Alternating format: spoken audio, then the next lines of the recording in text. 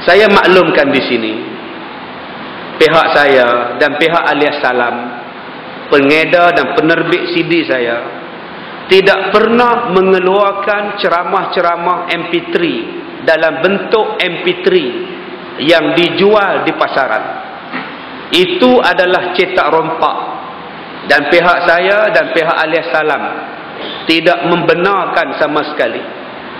Yang cetak rompak pun kami tidak benarkan, apatah lagi MP3 yang sekarang ini berleluasa. Jadi saya minta kepada pihak-pihak yang membeli, menjual dan menguruskan cetak rompak dan MP3, berhentilah. CD yang tuan-tuan beli, yang original, adalah untuk membantu dan menjadi dana yang penting kepada sekolah saya, Pusat Pendidikan Al-Barakah.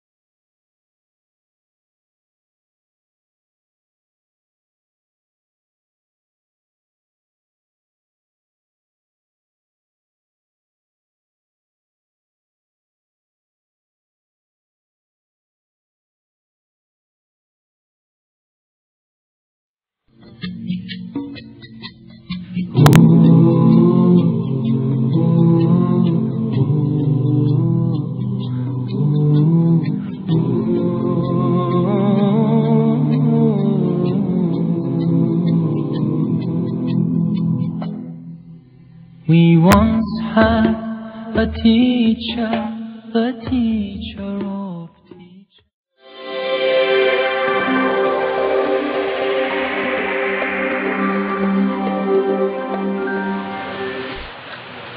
Assalamualaikum warahmatullahi wabarakatuh.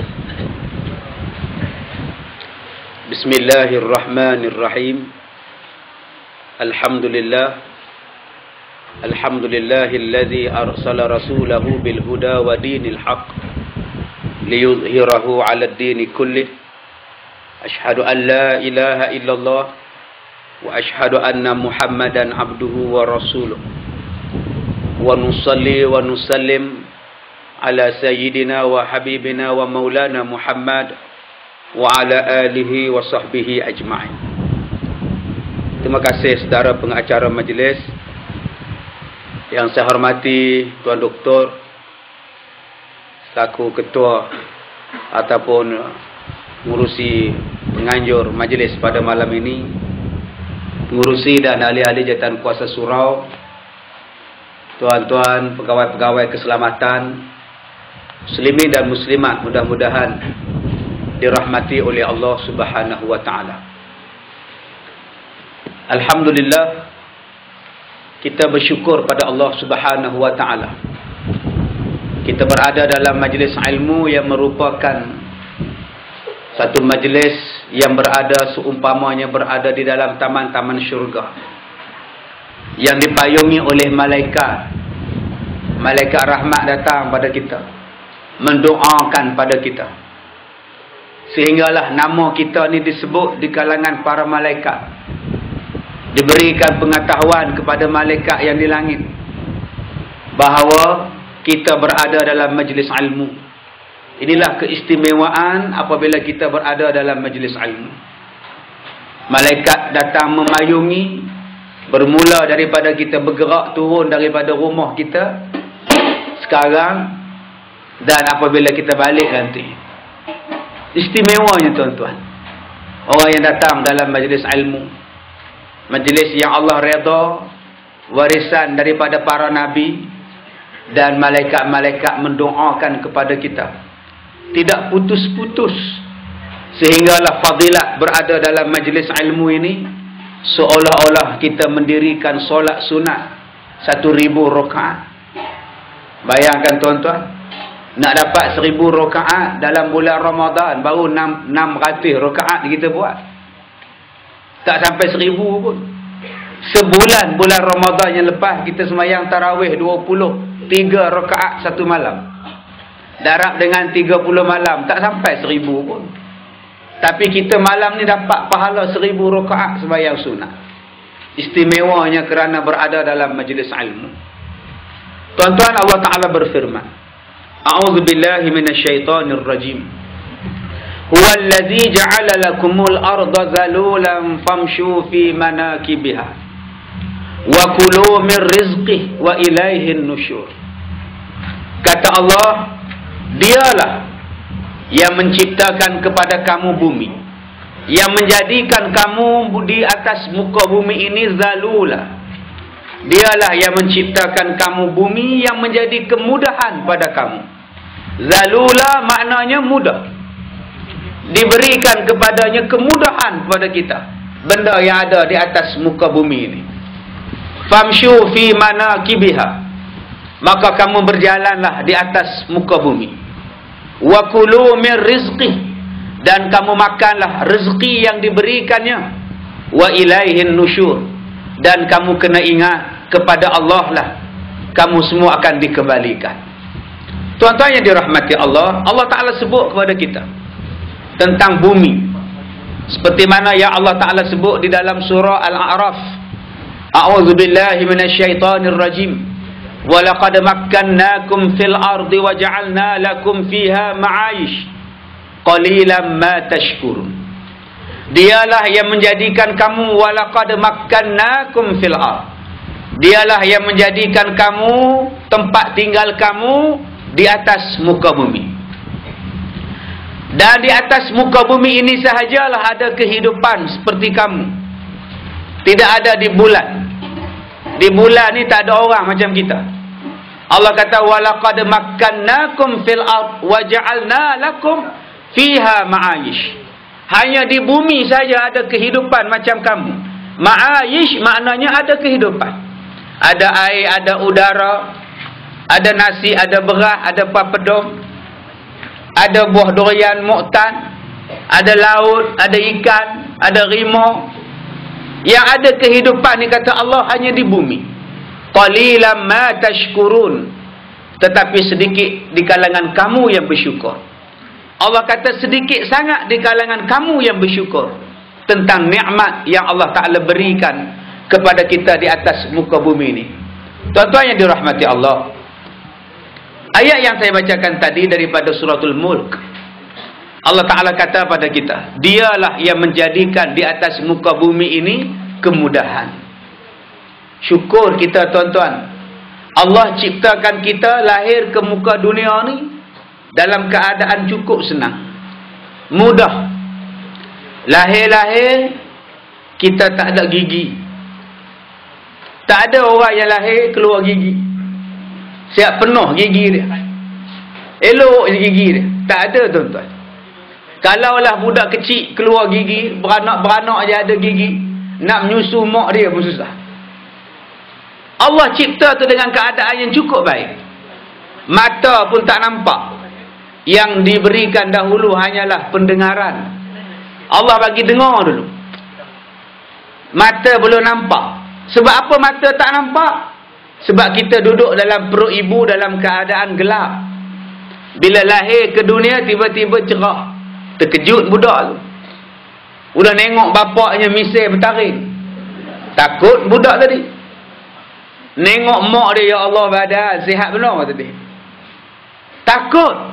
Sebab itu Allah tak bagi nampak. Allah bagi dengar. Tujuan Allah bagi dengar dulu kepada budak-budak. Huwallazi ja'ala lakumus sam'a wal absara wal afidah. Dialah yang memberikan kepada kamu pendengaran, penglihatan dan pemikiran. Jadi Allah kata bagi telinga dulu. Tujuan dia ialah supaya bagi dengar dulu. Bagi budak tu kenal suara dia siapa. Bila dia menangis, dia dengar suara perempuan dodoi-kan dia. Dodoi adik, dodoi sayang mama. Dengar suara mama, oh ini mak aku. Dia cak. Bila tak nak dodoi, tak nak tidur juga, mak dia suruh bapak dia.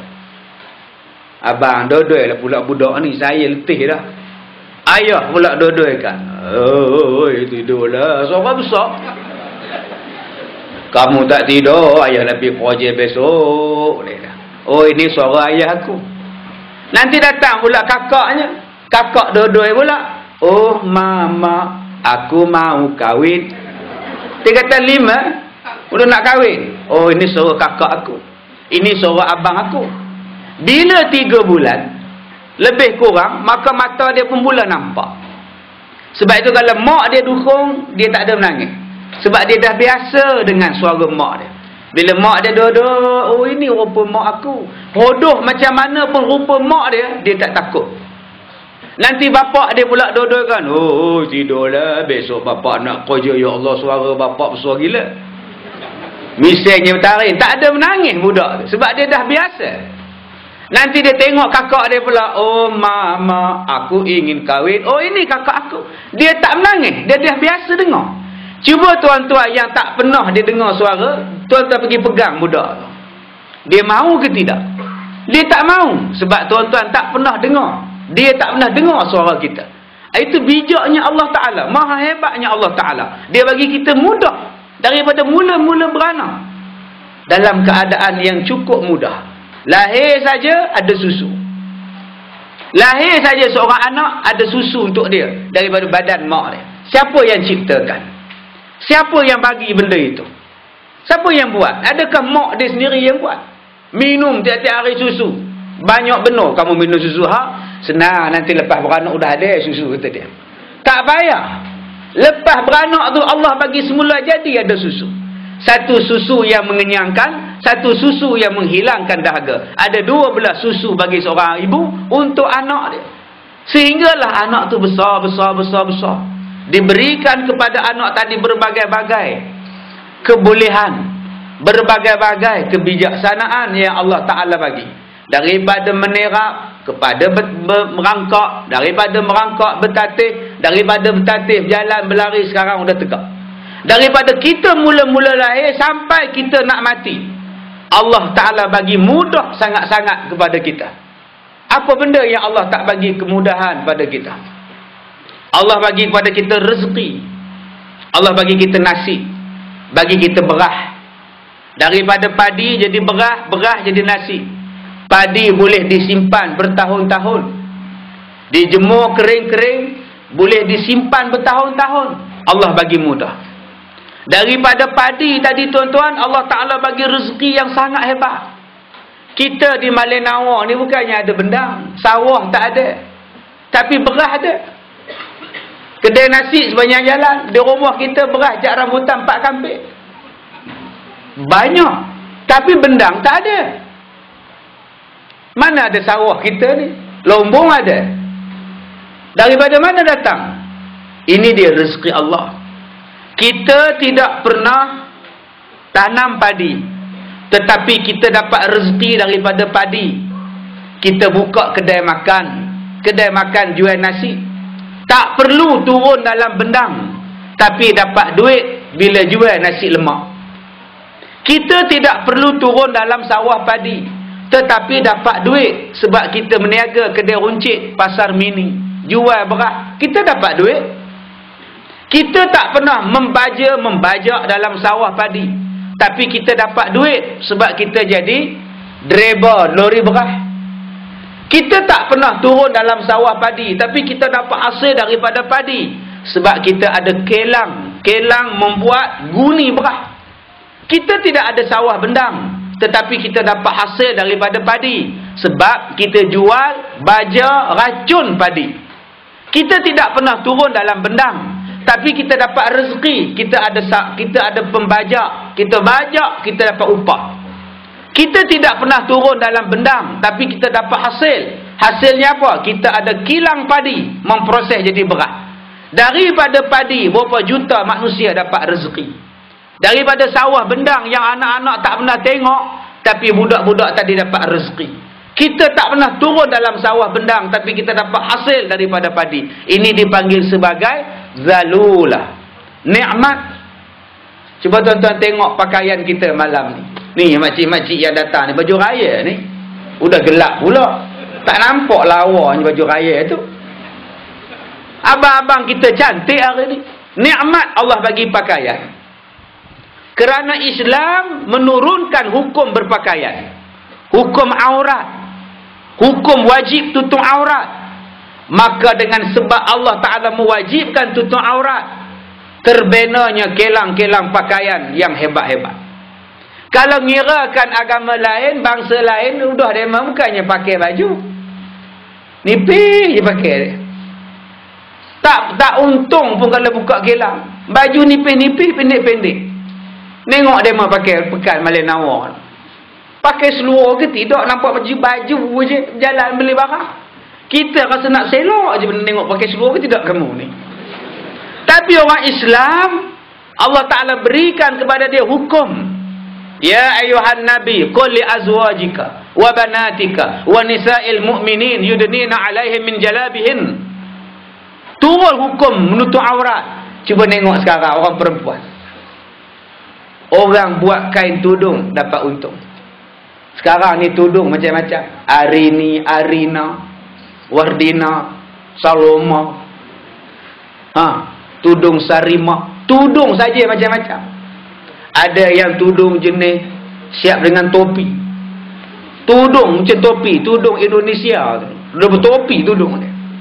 Ada yang tudung macam Yuna, melekat dahi ni. Cuba tengok tudung Yuna, melekat kepala dahi sama je. Apakah perasaan benci ini sebenarnya? Udah melekat tuan-tuan. Dengan adanya tudung tu, orang perempuan boleh buat fashion macam-macam. Ada tudung 3 segi, 4 segi, 8 segi, tudung bulat. Tudung saja tak kemas lagi. Dia nak ada konsang. Tokek konsang pun untung. Bosok bunga sebelah sini. Mana aja kenuri kita dia. Nampak konsang lebih pada muka dia lagi. Sekarang ni konsangnya letak di dua-dua sini. Sini satu, sini satu. Dulu atas kepala sudah tak ada dah tuan-tuan. Dulu belit ada sedepan lebihnya.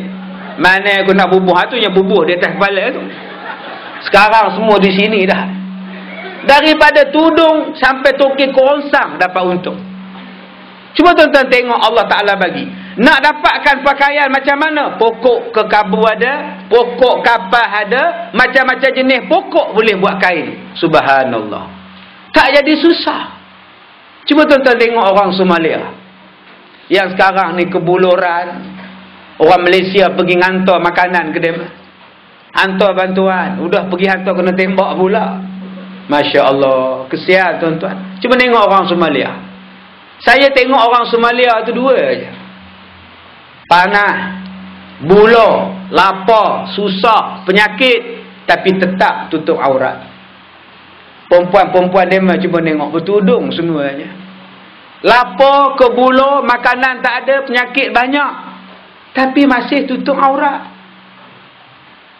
Kita ni makanan berlambak, tudung tak pakai, aurat tak tutup. Cuba bayangkan kalau Malaysia ni jadi Somalia, agak-agak perempuan nak tutup pula. Dalam keadaan mewah pun kita tak ada tutup. Bayangkan kalau jadi kebuluh. Mak ayah tak ada nutup aurat ke? Aurat apa? Orang lapar ni aurat dia marah jadi. Zaman mewah ni pun punya banyak duit, boleh beli tudung, boleh beli kain tak boleh pakai. Bayangkan kalau kita jadi Somalia tuan-tuan. Agak-agak macam mana? Nutup-nutup aurat aja kita. Kalau ada makan kita tutup makanan dulu kata dia. Subhanallah. Yang kedua cuba tuan-tuan tengok orang Somalia ni. Udah kebuluh anak kecil semuanya. Dia heran tu. Kebuluh lapar semua, anak kecil semuanya. Sempat lagi tuan-tuan ni tak tahu lah. Kita di Malay Nawar ni senang makanan berlambak, tak ada siapa yang bawa anak kecil. Mana ada tuan-tuan nampak? Semuanya elok je rancang dia. Dia memang udah kebuluh tu, ya Allah, beranak kecil lagi, udahlah kita kata. Macam mana ustaz? Ini benda ni. Allah Ta'ala bagi kepada kita, bila tutup aurat, Allah bagi ada pakaiannya. Bila kata kena ada pakaian, ada pokoknya, ada bahan nak buat baju. Allah tak jadikan saja-saja. Allah kata bayar zakat, ada tanah dia, ada berasnya, bayarlah zakat. Allah Ta'ala perintahkan satu-satu benda, bukan saja-saja, dia ada kemudahan untuk buat.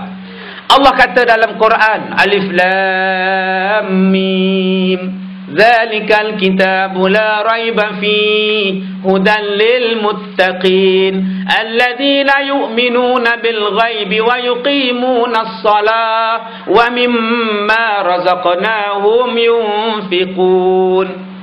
Awal-awal suratul Baqarah. Alif Lam Mim. Inilah sebuah kitab yang tidak ada keraguan di dalamnya.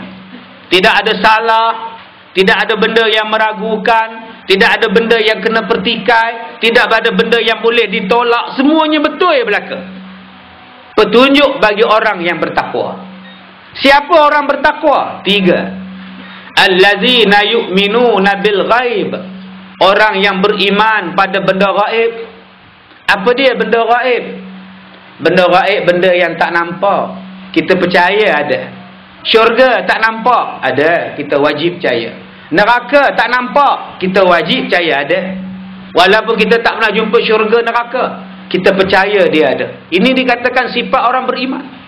Azab kubur, kita belum jumpa, tapi kita percaya dia ada. Nikmat dalam kubur, kita belum pernah tengok, tapi kita percaya dia ada. Ini dipanggil sifat orang bertakwa. Dia percaya benda gaib. Malaikat, dia percaya. Jin, dia percaya adanya jin.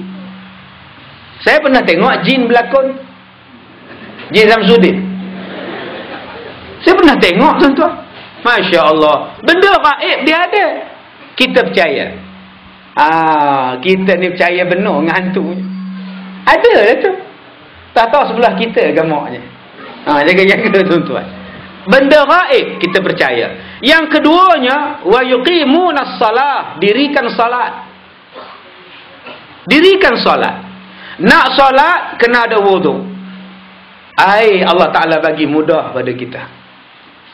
Kalaulah kita nak solat tak ada baju, macam mana nak solat? Bila Allah perintah solat, baju ada, kain telekung ada, jubah ada, kain pelekat ada. Kalau Allah perintahkan satu benda buat, tiba-tiba benda tu tak ada, macam mana nak buat? Allah kata semayang, insya-Allah pakaian menutup aurat ada, ayah nak ambil air semayang pun ada. Atau ustaz, kalau ayah tak ada ambil wuduk macam mana ustaz? Tayamum ada. Tayamum tu ada. Atau ustaz, kalau sejuk benar ustaz nak tayamum apa? Awak duduk di Gunung Everest. Macam mana awak nak tayamum? Kata dia. Semuanya ada. Orang tanya pada saya, ustaz, macam mana nak ambil wuduk dekat bulan? Cerita. Kalau orang tu pergi ke bulan, macam mana nak ambil air menghadap kiblat macam mana ustaz? Macam mana ustaz? Cerita. Saya jawab, telefon saya. Bila sampai ke bulan, telefon saya. Saya jawab. Kamu bukan kata ke bulan, ke kampung pun tak sampai, cakap banyak ke bulan. Dia tu ke kampung pun tak sampai tuan-tuan. Udah duduk malam nawar je, sibuk nanya. Kalau ke bulan macam mana ustaz? Kalau kamu sampai ke bulan, telefon saya. Saya kabur lah macam mana ni. Segala benda dalam agama kita ada. Dirikan solat, ada suraunya. Cuma kadang-kadang orang tak ada. Dirikan solat, sepanjang zaman kita tahu bila masuk waktu. Kita boleh masuk waktu tengok matahari. Kita boleh tahu masuk waktu tengok jam. Kita boleh tahu masuk waktu dengan dengar azan. Di Malaysia ni, mana tempat yang tak tahu nak masuk waktu solat? Televisyen kaburkan. Sekarang masuklah waktu solat bagi kawasan Kuala Lumpur, solat isyak, fardu isyak. Bagi kawasan Kuala Lumpur dan kawasan-kawasan yang sama waktu dengannya. Jangan ke mana-mana, kita jumpa selepas ini. Memang tak ke mana, nunggu dia. Orang ngajak semayang, dia nunggu. Kata juri hebat kata jangan ke mana-mana, kata dia. Awak nunggulah, kata dia. Tuan-tuan, kita boleh tahu masuknya waktu azan berkata-kata. Azan daripada masjid turun ke surau, surau turun ke masjid, naik ke surau balik. Ini yang dikatakan kemudahan pada kita. Cuma saya orang tak nak semayang. Apa yang susahnya? Semayang bukannya lama, 4 rakaat 20 minit aja. Tapi makcik ni ustaz sakit lutut. Duduk. Semayang duduk. Semayang duduk atas kerusi. Malulah ngusung kerusi ke masjid. Apa salahnya? Makcik tak boleh duduk ustaz. Oh, sakit pinggang. Semayang berbaring. Mudahnya tuan-tuan. Apa salahnya? Sepanjang lebuh raya tempat semayang semuanya ada. Nak singgah dengan tak singgah je. Atas kereta api ada tempat wuduk, ada tempat semayang. Atas kapal terbang pun boleh semayang. Atas kapal pun boleh semayang. Bergantung pada kita. Allah bagi mudah sungguh untuk kita. Yang ketiganya kata Allah, wa mimma razaqnahum yunfiqun. Dan sedekahlah, nafkahlah apa yang Tuhan bagi pada kamu, rezeki yang Tuhan bagi kepada kamu, sedekahlah sedikit pada jalan Allah. Tuhan tak minta banyak. Tuhan tak kata separuh. Tuhan tak kata semua. Tuhan kata mimma, sikit. Sikit je Tuhan minta. Macam kita malam ni datang 500 orang. Kalau masing-masing bagi RM1 seorang, 500 sudah dapat. Kalau seorang bawa satu sudu gula, sudah 500 sudu gula dapat. 500 sudu gula bersamaan dengan berapa kilo? Sikit je bawa. Kalau masing-masing bawa 4 keping roti, biskut Mary, darat dengan 500, sudah penuh surau stok Mary je tuan-tuan. Inilah cara dia, ialah bagaimana nak menjanakan ekonomi. Tuhan minta sikit je. Dalam kampung kita ni ada seorang janda, nama dia Kak Jan. Eloklah benda Kak Janda. Anak 5, cacat 2 orang, sekolah 3 orang. Mana dia nak cari duit? Anak cacat, suami mati aksiden. Dalam kampung kita ada 400 orang. Kalau 400 derma dekat dia sebulan RM5, maknanya dia dapat RM2,000 sebulan. Kak Jan tak payahlah kerja. Jagalah anak Kak Jan yang istimewa ni. Kami bagi RM2,000 sebulan. RM5 aja. Banyak ke RM5? Sikit. Tapi bolehkah kita buat? Untuk nak nolong Kak Jan, nolong Pak Mae yang lumpuh, RM5 je satu keluarga kita bagi. Astra kita boleh bayar RM100. Bila dah bagi dia RM2,000 sebulan, agak-agak ada dah orang jealous. Agak-agak ada dah. Duduk saja-saja senang dapat RM2,000. Orang jealous pula, hasad pula. Tuhan dia suruh kita bagi sikit, tapi semua bagi. Bagi sikit tapi kerap-kerap bagi. Bagi sikit tapi semedang bagi. Lama-lama ekonomi kita hebat. Lama-lama kekuatan tu ada. Sebab itu nak jadikan benda itu maju, nak jadikan benda itu menjadi, kita kena kerjasama. Kalau tak ada kerjasama tak jadi. Apa yang penting? Kerjasama.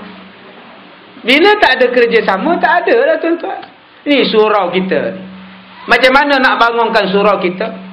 Nak biaya itu, nak biaya ini. Bagi satu keluarga RM10. InsyaAllah. Saya pergi ceramah di Masjid Sultan bulan depan di Singapura. Masjid Sultan. Satu kali Jumaat, kutipan dia RM50,000. Sekali Jumaat. Sekali sembahyang Jumaat, kutipan RM50,000. Kena 4 kali, RM200,000. Tuan-tuan boleh bayang sebulan RM200,000 boleh buat apa? Saya pergi sembahyang di Masjid Sultan, Masya Allah, sejuk gila. Bukan kata sejuk, gila lagi. Dia tak ada kipas macam ni, kecil-cek macam ni tak ada. Saya nengok atas silin, Masya Allah, kipasnya sebesar-besar masjid. Sekali dia pusing, besarnya tuan-tuan. Tak payah macam kita, satu kipas, satu masjid dekat 300 kipas. Mana swing, cari swing, mana kipas nak tutup. Tutup yang ni, buka yang ni. Tutup yang ni, buka yang ni. Kipas dia memang satu je. Kipas helikopter. Masjid Malin Nawar tu kena buat kipas helikopter macam itu. Larat kipas dia tiang je, orang tengah-tengah tak rasa, orang tepi tiang je rasa je. Dibukanya kipas macam helikopter tu. Oi, sejuk tuan-tuan. Masya Allah. Yang ni yang Allah Ta'ala suruh kita buat. Zalula. InsyaAllah Allah Ta'ala bagi akal. Yang membezakan kita dengan binatang ialah akal. Binatang tak ada akal, dia cuma ada fitrah. Sebab itu sarang burung tak pernah berubah. Sarang burung tempua daripada dulu sampai sekarang, itulah rupa dia. Tak pernah berubah. Ada pernah sarang burung dia buat rumah banglo? Udah jemu muka rumah ni kecil benar, kata pak dia. Kita buat 3 bilik, 2 bilik air lah. Ada benar tu tuan-tuan tengok? Tak ada tuan-tuan. Burungnya macam itulah sarang dia. Dia terbang, dia cari rumput, dia naik atas pokok, dia buat sarang. Dia turun ke tanah, ambil rumput, dia terbang. 2 bulan siap satu sarang. Bila dah siap sarang, dia datang orang senang-senang ambil jual dekat pasar. Tuan-tuan tak kesian ke dekat burung? Saya kesian. Baru ni saya tegur satu sahabat saya. Dia gantung sarang burung di rumah dia, dia beli. Satu sarang burung RM65. Saya kata, cuba abang perasan tengok. Cuba bayangkan. Berapa ratus kali burung tu turun ke tanah, naik ke atas, buat sarang, nak siapkan satu sarang burung untuk isteri dia bertelur. Tiba-tiba kita senang panjat pokok pergi ambil. Menung burung tu. Nak lawan tak gamak. Tengok je lah kita dia. Cuba kita bayangkan. Ya tak ya juga ustaz ya. Bukan ya tak ya. Ya. Bukan ya tak ya. Ya. Kita ada perasaan kasih. Banyak lagi perhiasan yang kita boleh buat. Kenapa kita nak ambil hak binatang lain? Hak makhluk lain. Banyak lagi kita boleh buat. Pokok bunga kita boleh hias. Tempurung kelapa kita boleh hias. Biji getah kita boleh hias. Daun getah kita boleh hias. Yang tak ada mengena-mengena dengan makhluk lain. Tapi tak kita nak nyusahkan dia. Kesian tuan-tuan. Yang ni yang Allah Ta'ala sebut di atas muka bumi ni Tuhan bagi senang. Tuan-tuan buat rumah, papan boleh buat rumah, batu boleh buat rumah, pasir boleh buat rumah, daripada simen boleh buat rumah, boleh buat bangunan, boleh duduk, boleh tidur dalam dia. Tuhan bagi mudah. Rasa hangat pijo sekarang ya. Aircon. Udah pasang aircon rumah sekarang. Udah menggigit-gigit sekarang. Allah bagi mudah. Oh, airconnya mahal ustaz. Buka bumbung. Pasang yang duk musim itu. Apa benda yang Tuhan tak bagi mudah? Semua benda Tuhan bagi mudah. Sakit. Dulu sakit susah. Motong saja. Sekarang tidak. Sekarang batu karang tembak dengan laser. Tak payah operate. Jantung sekarang tak payah belah dah. Masuk wayar ikut lengan, dibukanya yang tersumbat. Masuk wayar ikut paha, dibukanya saluran yang tersumbat. Tak ada belah-belah dah. Tak ada operate-operate dah. Allah bagi mudah. Dulu kalau nak nengok sakit, udah jenuh baca dalam mangkuk. Baca saja. Ini kena buatan orang ni, kata dia. Boleh nengok ke siapa yang buat tu mu? Bukan orang lain, sebelah rumah, kata dia. Sekarang ni tak payah nengok dalam mangkuk, nengok dalam MRI. Masuk daripada kepala sampai ke kaki, duduk dalam terowong. Tengok.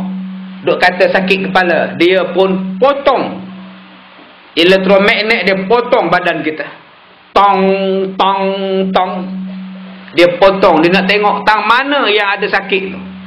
Masya Allah. Senang tuan-tuan. Dia bukan potong kepala kita betul. Jangan tuan-tuan perasan pula tak naklah mati nanti ustaz. Dia potong secara magnetik. Dia potong satu bahagian sampai ke kaki. Dia nak tengok mana dia yang sakit tu. Masya Allah. Canggih tuan-tuan. Saya baru ni masuk dalam MRI tu lah. Sempit gila. Sempit tuan-tuan. Saya tidur berbaring dalam dia. Udah macam duduk dalam keranda rasa dia. Insap saya. Rasa macam udah nak mati dah saya ni. Di antara hidung saya dengan dinding atas tu tak sampai sejengkal. Masya Allah, sempitnya. Nak garu pun tak boleh. Kawan saya gemuk, masuk dalam tu tak muat tuan-tuan. Masuk muat, bila keluar terlekat kain. Kain tertinggal dalam, dia keluar tanpa kain tuan-tuan. Subhanallah. Jadi yang mana yang nak merasa MRI ni pergi hospital. Duduk di situ 45 minit dalam mesin. Udahlah sempit. Nak melapah pun ya Allah, tertinggi ini je. Kita duduk dalam keranda terowong tu, besar ini je hidung kita. Nengok di atas, jenuh pejam mata tuan-tuan. Larat nak pejam mata 45 minit. insaf. Sekarang dia boleh tahu dia nyakitnya macam mana. Dulu kita tak nampak, sekarang dah boleh buat laser, buang kelopak mata kita. Allah bagi mudah.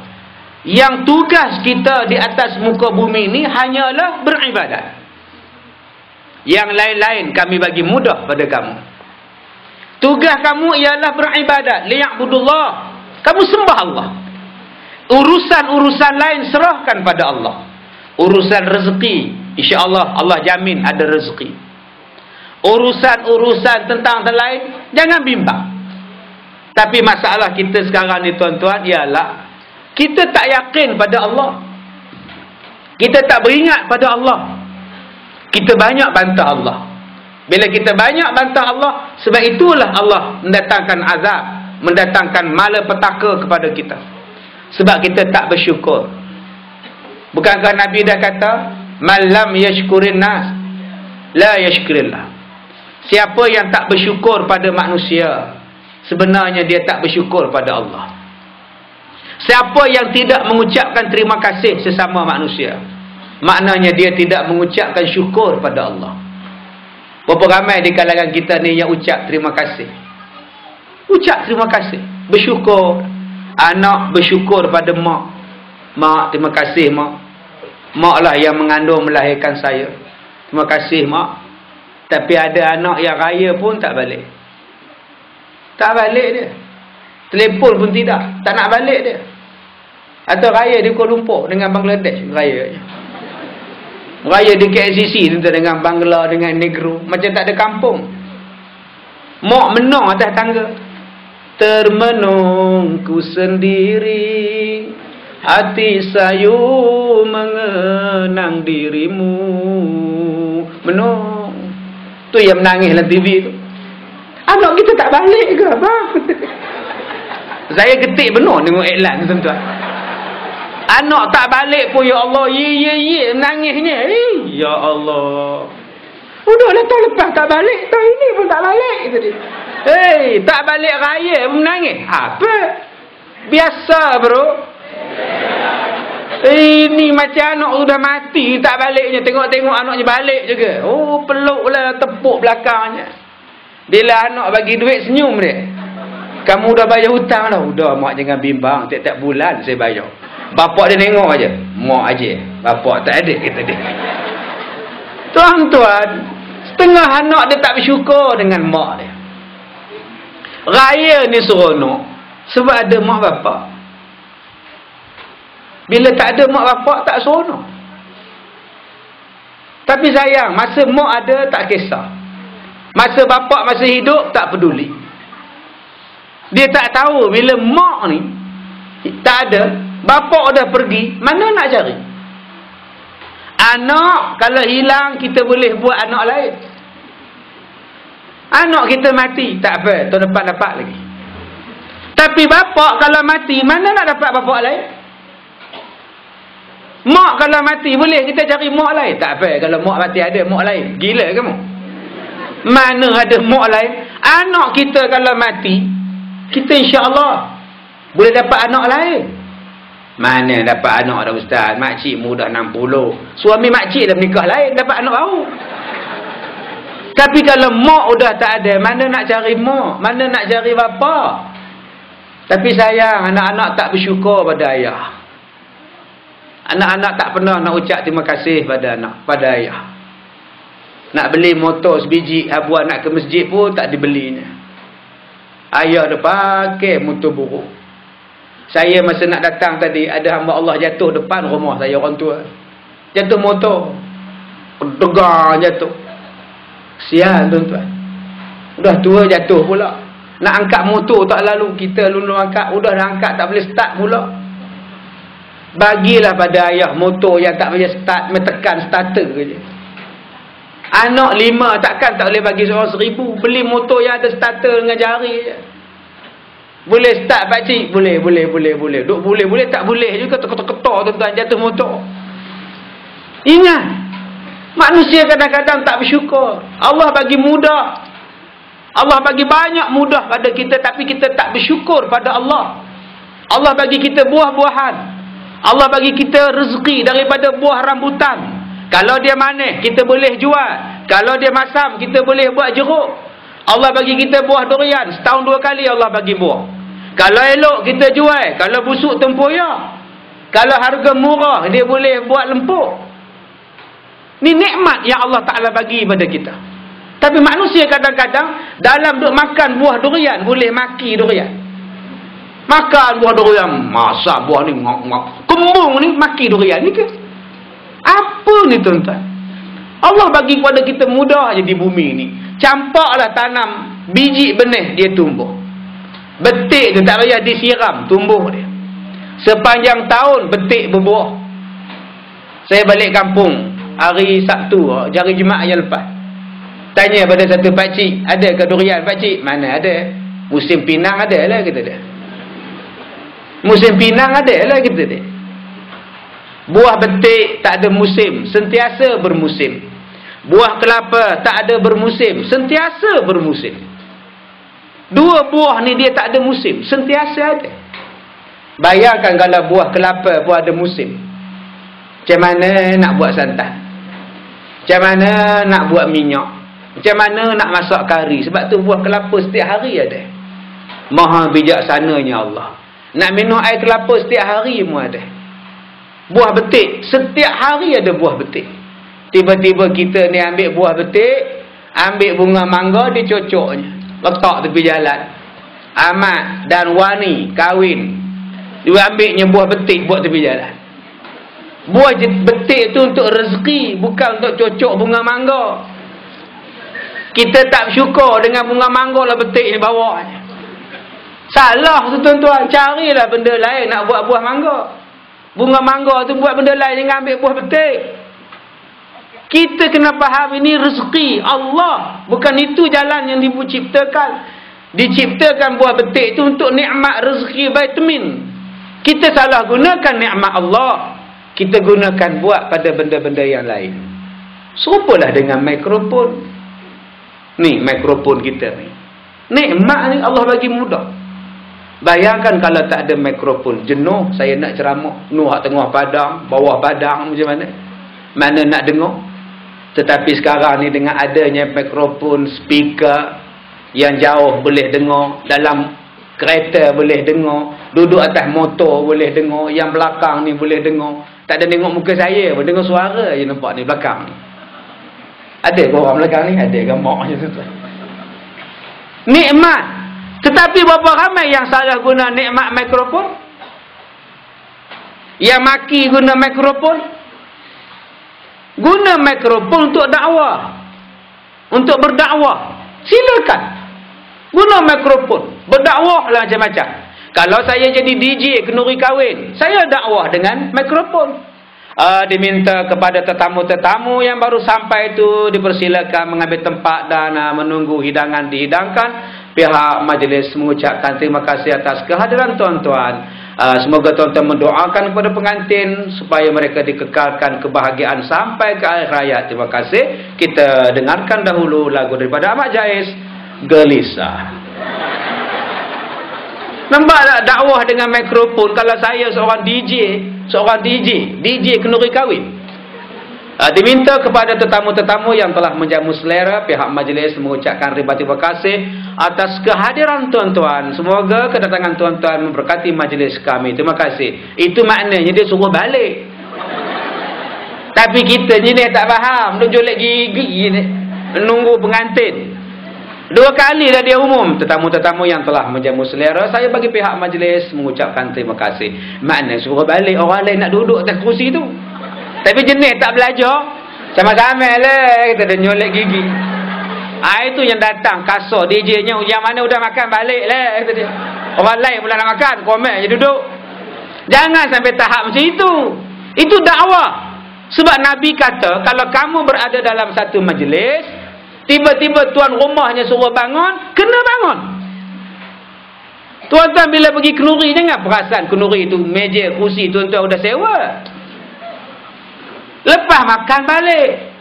Ini tidak nyembang je. Yang orang duk bawa pinggan, air satu, pinggan perlu. Mana aku nak duduk ni, mana aku nak duduk. Sekarang ni kenduri guna buffet. Udah duduk, udah tak ada duduk, dia campur nasi. Baliklah kata dia. Sebab tu kita dah menyusahkan orang. Saya boleh dakwah menggunakan mikrofon. Kalau saya penyanyi, Allah bagi mudah pada saya. Ada mikrofon yang bagus. Kita boleh berdakwah melalui nyanyian. Tak salah kita menyanyi, dakwahlah melalui nyanyian. Kalau berpacaran memang banyak pantang larang. Menjaga susila ibu ayah adik abang. Nampak dakwah tu? Boleh pandang-pandang, jangan pegang-pegang, duduk renggang-renggang, bertambah sayang. Biar malu-malu, biar segan-segan, kerana malu itu perisai orang beriman. Nampak tuan-tuan? Suaranya garuk tuan-tuan. Itulah gunanya dakwah. Walaupun jadi penyanyi. Sekarang kita tengok penyanyi-penyanyi banyak dah jadi pendakwah dah sekarang. Dulu Isam bilang adalah kisah cinta dua dunia. Sekarang Allahu Akbar udah bang dah tuan-tuan. Dulu rockers berkesih, sekarang udah bang. Tiap-tiap maghrib dia ngazan dalam TV. Udah berjumpa orang tuan ni. Ini yang kita katakan Allah bagi kemudahan. Gunakan untuk dakwah. Gunakan untuk dakwah. Tuan-tuan nak buat kenduri kahwin, guna mikrofon, silakan. Panggil penyanyi, silakan. Tapi lagu dakwah. Lagu yang baik.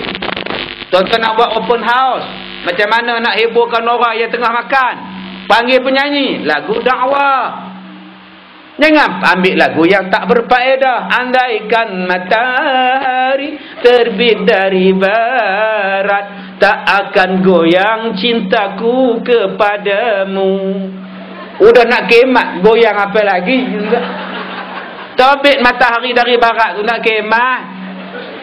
Jadi lagu-lagu yang macam ni yang kita tak nak. Serupalah saya berceramah dengan mikrofon. Cubalah mikrofon ni Allah bagi mudah, nikmat benar, tak payah menjerit-jerit. Tiba-tiba saya gunakan mikrofon ini untuk memecah belahkan masyarakat. Saya dah kufur nikmat. Mana boleh macam itu? Tuan-tuan, yang mana bukan geng kita, jangan pergi rumah dia bila dia mati. Apa ni? Menyalahgunakan mikrofon ni. Kalau dia tak sokong kita, kita bakar je. Astaghfirullahalazim. Apa bakar-bakar ni? Sepatutnya kita gunakan mikrofon, tuan-tuan. Marilah kita bekerjasama. Kita duduk dalam kampung ni, kalau bergaduh apa faedahnya?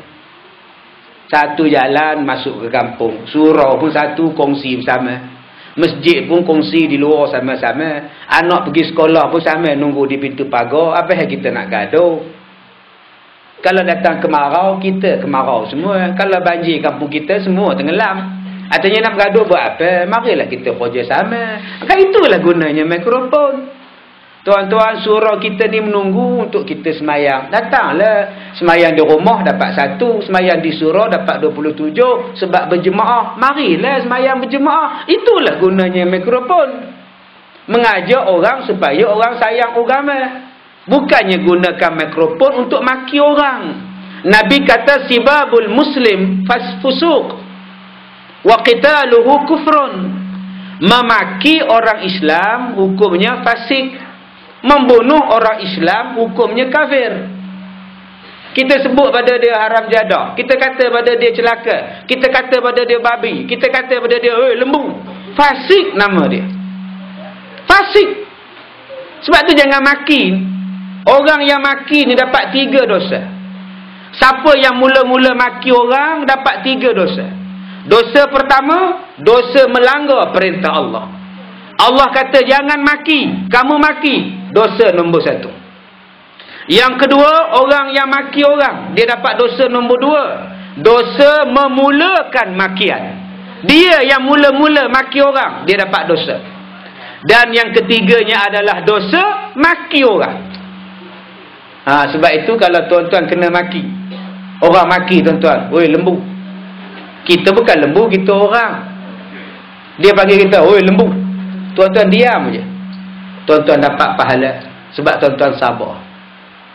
Ustaz, kalau saya jawab balik Ustaz, boleh. Dengan syarat, jawab perkataan yang sama. Oi lembu. Kita pun jawab, kamu lah lembu.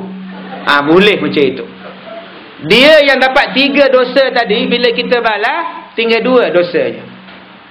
Dan kita tak ada pahala sebab kita dah balas. Nak pahala, jangan balas. Weh lembu, sabar. Kita dapat pahala, dia dosa. Tetapi dengan sebab kita balas, kamu lah lembu. Kita pula kosong-kosong. Ustaz, kalau saya balas lebih Ustaz, kamu lah lembu, bewok babi kamu lah. Udah kita pula dosa, dia pula kosong juga. Sebab tu jaga-jaga. Kalau nak balas pun, balas yang serupa dengan apa yang dia cakap. Jangan lebih-lebih tuan-tuan. Ini udah lain macam maki ni.